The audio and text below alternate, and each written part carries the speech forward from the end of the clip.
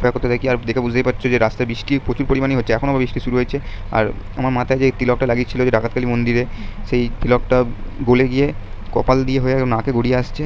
তারপরে দেখতে দেখতে আমি এদিক একটু একটু ঘুরে দেখি কাশী বিশ্বনাথে বাইরের দিকেই, ভেতর দিকে আমি ঢুকিনি, ওর কারণ ওরা এলে খুঁজে পাবে না। তো দেখতে দেখতে তারপরে দেখতে পাই ওরা চলে আসে। তারপর আমি ভাইকে জিজ্ঞাসা করি কী অবস্থা পায়ের, তখন মাথা নাড়ে হাসতে হাসতে, মানে বুঝতেই পারছো কতটা কষ্ট হচ্ছে। তো এবার আমরা ভেতর দিকে যাবো, গিয়ে ভেতর দিকে যাই এবং ওপরে দেখতেই পাচ্ছ মহাদেব, ওখানে মহাদেবের একটা মূর্তি রয়েছে এবং তার সামনে একটা ছোটো শিবলিঙ্গ আছে যেখানে সবাই জল অর্পণ করছে। তো তেমনই মা আর বাবাকে বললাম তোমরা গিয়ে সেখানে জলটা অর্পণ করে তো আমরা নিচেই ছিলাম, আমি আর ভাই এখানে বসেই ছিলাম। তারপর মালিয়া থেকে ঠিক 2.5-3 কিলোমিটারের মধ্যেই একটা এক জায়গায় আছে আরাধনা ট্রাস্ট, সেই জায়গাতে মা একটু অসুস্থ হয়ে পড়ে, কারণ বৃষ্টি প্রচুর পরিমাণে হচ্ছিলো আর ঠান্ডা কাঁপুনি প্রচুর পরিমাণে দিচ্ছিলো, হাওয়াও চলছিলো তেমন। যার কারণে মা বাবা আর ভাই তিনজনকে বলি টোটো করে চলে যেতে, এবং তারা টোটো করে চলে যায়। আমি বলি আমি হেঁটেই যাবো একা, বলে হেঁটেই আমি যাচ্ছি, একা একাই যাচ্ছি এখন আপাতত। তো আমার তো বেশ কষ্টও লাগছে আবার ভালোও লাগছে হাঁটতে।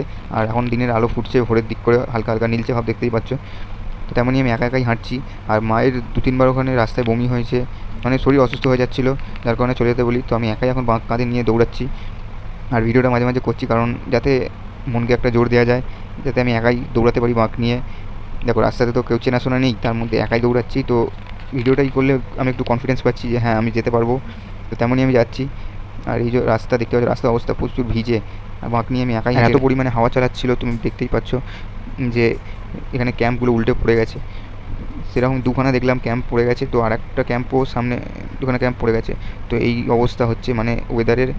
আর এখন দিনের বেলা হতে একটুখানি আরাম লাগছে। তো সেরকম করতে করতে হাঁটতে হাঁটতে অনেকটাই হাঁটার পরে, প্রায় 5 কিলোমিটার থেকে 6-7 কিলোমিটার হাঁটার পরে আমি পৌঁছে যাই ওয়েলকাম গেটের সামনে। আর এইখানে আসতে দেখি ভাই কত ভিড়। এই জায়গাটা দেখে একটা শান্তি এলো মনের মধ্যে যে হ্যাঁ আমি পেরেছি। কিন্তু সেটা আমি জানতাম না যে এখান থেকেও তারকেশ্বর বাবার মন্দির এখনও প্রায় 8 কিলোমিটার। তো এখানে এই গেটের এখানে সবাই সেলফি ভিডিও অনেক কিছু করছে, তো আমি একটু বসে রেস্ট নিলাম। আর এখানে অনেকগুলো ক্যাম্প ছিল। তারপর আমি চলে আসছি সোজা লোকনাথে, যেখানে বাবা মা ভাই তিনজনের ছিল। তো সেখানে আসি লোকনাথ মন্দির থেকে ঠিক উল্টো দিকে এই ক্যাম্পে। আর এখানে একটা বোর্ড পড়ে যায়, তো এই বোর্ডটা পোস্টারটা আমি তুলে দিই। তারপরে ভেতর দিকে আমি যাচ্ছি। চলো, ওয়েদারটা একটুখানি ক্লিয়ার হয়ে গেছে, কালকে রাত্রিরে যা হচ্ছিলো তার থেকে এখন ওয়েদার অনেক ক্লিয়ার। ভেতরে দেখো কিছু চেয়ার পাতা আছে, আবার কিছু চেয়ার গোটানো আছে।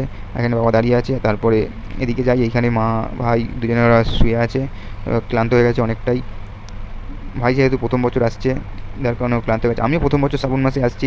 আমি এর আগে এসেছিলাম আমার যখন 11-12 বছর, যখন আমি তখন এসেছিলাম হেঁটে পায়ে হেঁটে, কিন্তু আসতে পারিনি, তখন কাঁধে করে বাবা নিয়ে গেছি। আর এই ক্যাম্পে আমরা প্রায় অনেকক্ষণই রেস্ট নেওয়ার পরে আমরা রঘুনাথে জল নিবেদন করি এবং তারপর বেরিয়ে পড়ি তারকেশ্বরের উদ্দেশ্যে। এবং তারপর আর কোনো ভিডিও বানানো হয়নি। তারকেশ্বর মন্দিরে গিয়ে আমরা জল নিবেদন করি এবং পুজো দিই, কিন্তু পুজো দিতে গিয়ে আমার সঙ্গে স্ক্যাম হয়ে যায়, মানে মিথ্যে কথা প্ররোচনার ফাঁদে পড়ে যাই। তারপর আমরা মন্দির থেকে বেরিয়ে ট্রেনে করে বাড়ির উদ্দেশ্যে রওনা দিই।